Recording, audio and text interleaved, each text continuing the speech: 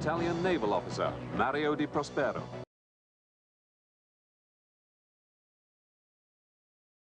A lot more. That first touch of the bone-chilling waters of Llyn instantly removes any nervous tension as each of the 8 men strives to be first to the floating, repeatedly brought into the reckoning. And the first one is the handling of the standard competition canoes which await them on the pontoon. And the Italian naval officer Di Prospero. RAF physical training instructor Wall leads the way into the narrow Glass Lynn River for stage 3. It's a muscle-aching 500 yards upstream paddle in shallow and deceptively Nason and Mario Di Prospero of the Italian Navy. His move to take the lead from the RAF man. Training, whereas the Italian Di Prospero has run the hills of his homeland many times. Lead, Frenchman Jean-Luc Capone. The contest for first place is of no concern to Mario Di Prospero. Italian naval officer Mario is half a mile behind the leaders, but although he's out of the race for points, he'll want to finish to survive under the rules of the competition.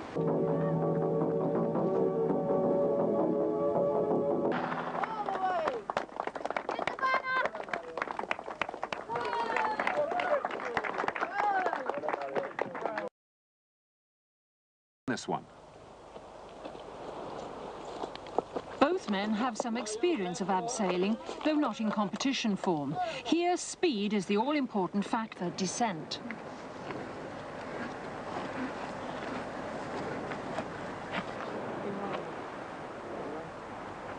The Italian naval officer is a much more experienced abseiler, and his fluency and style soon become apparent.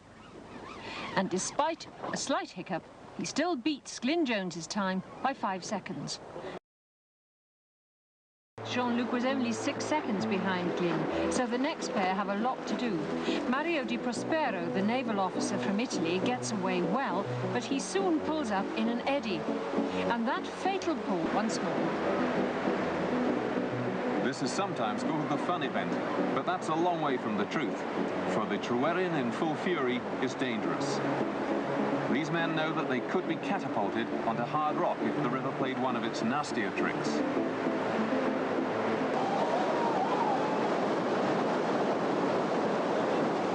David's safely through, but the water beyond the stopper is like glue.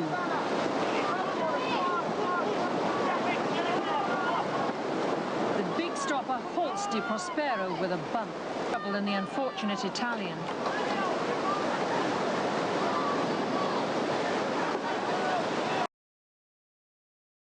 To get down this stretch, scramble out onto the bank at the far end and cross a finishing line.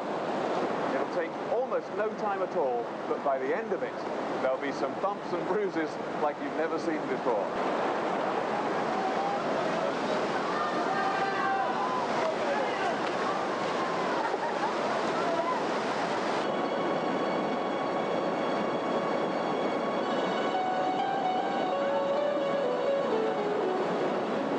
Chance might play a principal role in this scenario, but it's certainly not all luck. The winners of this event are usually the ones who have the nerve to go for the fastest line, even if it does mean water.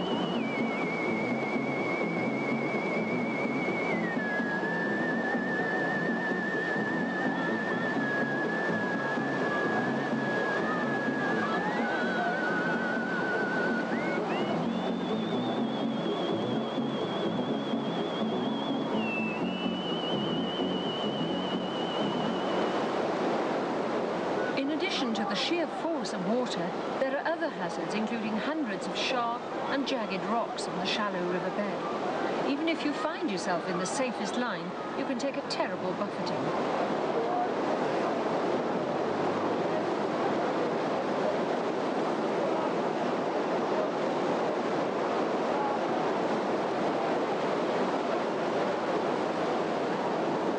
In this race, no one knows whether he's doing well or badly.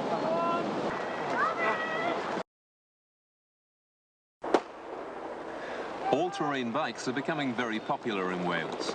They're tough enough for the roughest ground the mountains and forests can offer, and with 18 gears to choose from, some pretty impressive speeds can be attained too.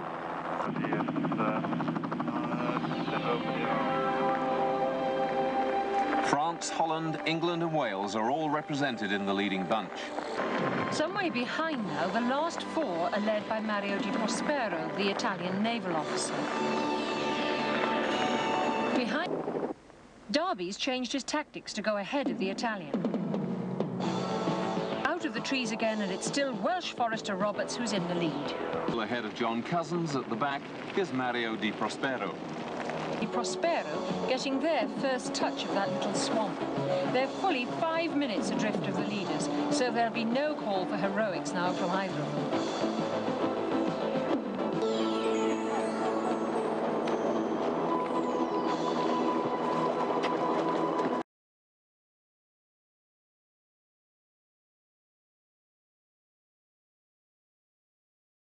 He's earned himself the dubious honour of going first on the ropes. Okay, Mario. Okay. He certainly made a good start.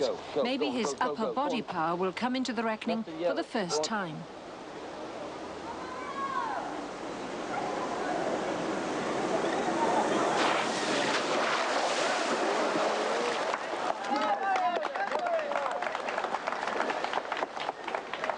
Strength, though, is only one of the attributes necessary to excel in this event.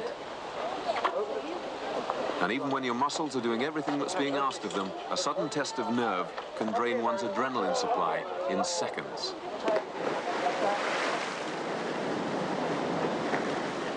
The popular Italian is still making good time.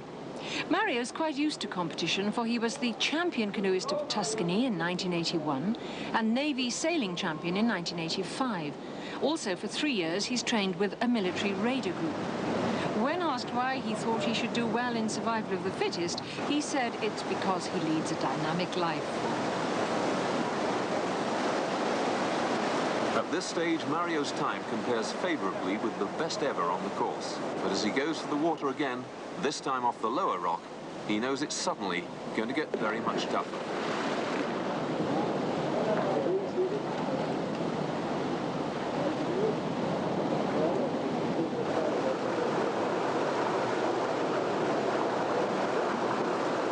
The so-called budgie perch is now a well-established test in Survival of the Fittest, and although its design has been modified slightly, in some respects it's even more severe than before.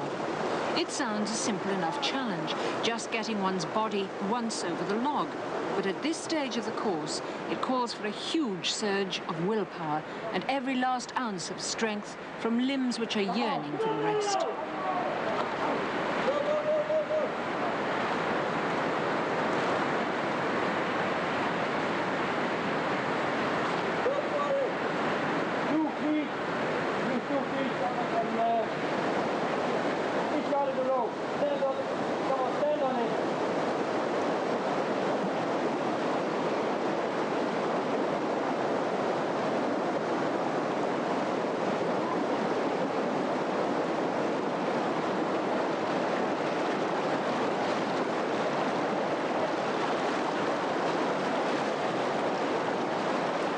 To his great credit, the Italian Navy man refuses to give up without a fight.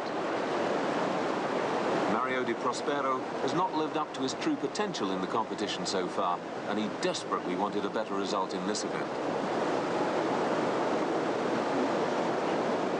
Perhaps, though, he expended too much energy in the early section and is now paying the price for it.